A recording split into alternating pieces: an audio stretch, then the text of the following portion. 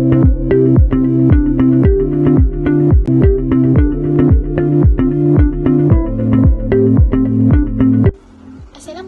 and hi. So today we will present the case of RHB Bank Berhad and explore the merger and acquisitions that helped it grow into one of nation's larger financial service providers.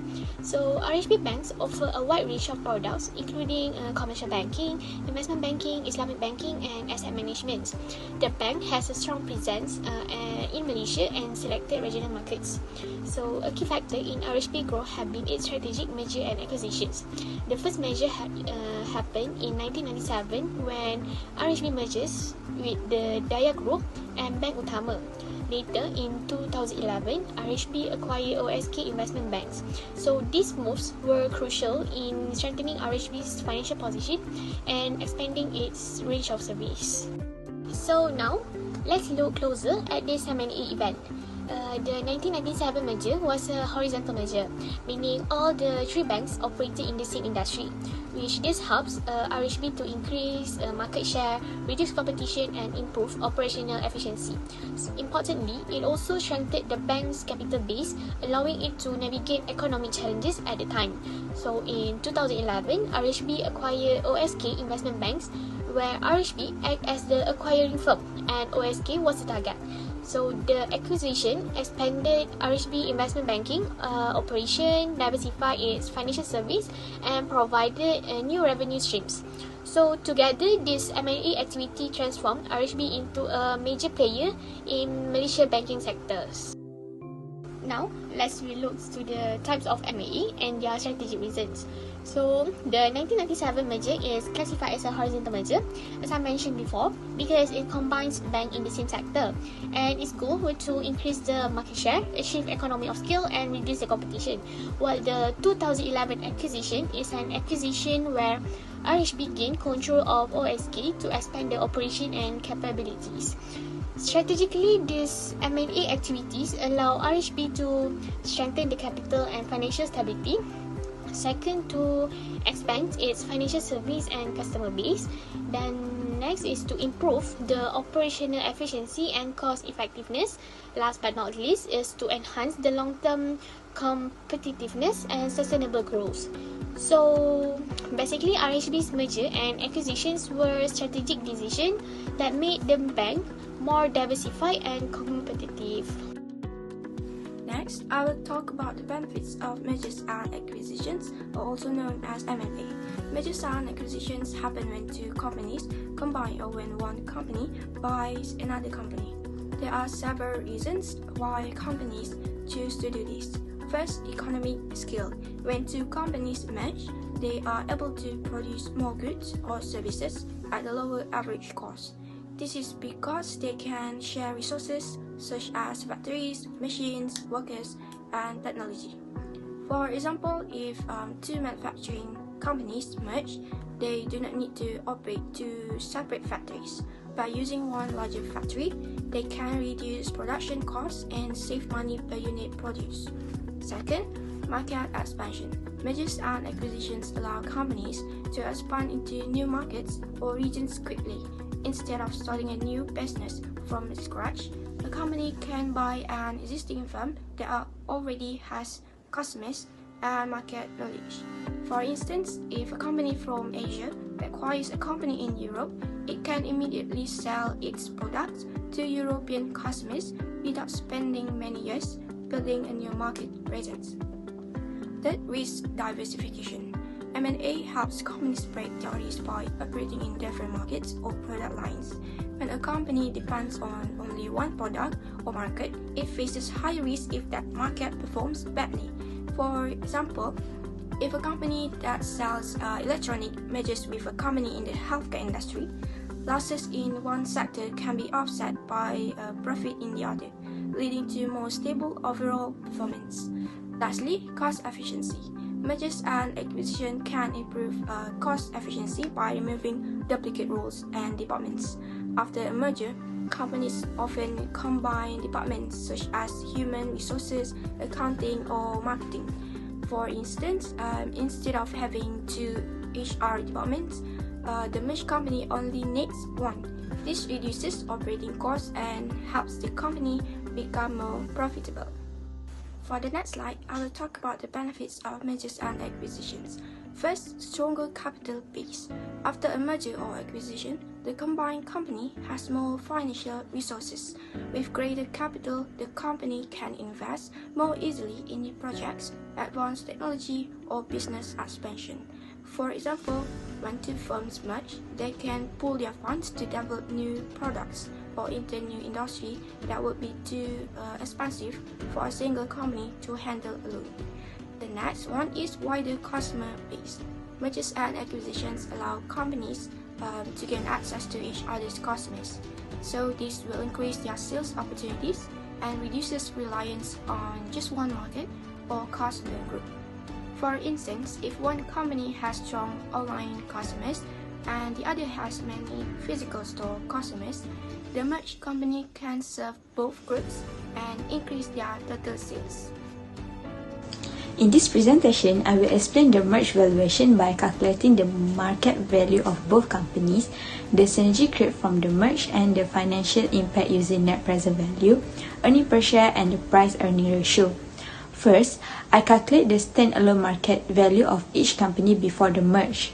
For RHB Bank, the market price per share is RM7.79 with 2.24 billion share outstanding. By multiplying the market price with the number of share, the market value of RHB Bank is RM17.4496 billion. For OSK company, the market price per share is RM1.6 with 1.21875 billion share outstanding. Therefore, market value of OSK company is RM1.95 billion. Next, I determine the value of the combined firm after the merge. The total value of the merged firm, also known as a VAB, is RM25 billion. To calculate synergy, I use the formula synergy equals the value of the combined firm minus the sum of the standalone value of RHB Bank and OSK company. After substituting the value, the synergy created from the merge is RM5.6004 billion. This positive synergy indicates that the merge creates substantial additional value. After that, I calculate the value of OSK company after the merge. The post-merge value of OSK company is calculated by editing the synergy value to its original value market. As a result, the new value of OSK company becomes RM7.5504 billion. This shows that OSK company gained significantly from the merge. Next, I calculate the net present value. NPV is calculated by subtracting the cost of acquisition from the post-merge value of OSK company. NPV obtained is RM5.6004 billion. Since the NPV is positive, the acquisition is financially acceptable and value creating. Next, I calculate the earning per share, which measure profitability per share after the merge. EPS is calculated by dividing the profit after tax by the number of share outstanding. Using the given figure, the EPS is RM0.2219 per share. This indicates improved earning available to shareholder.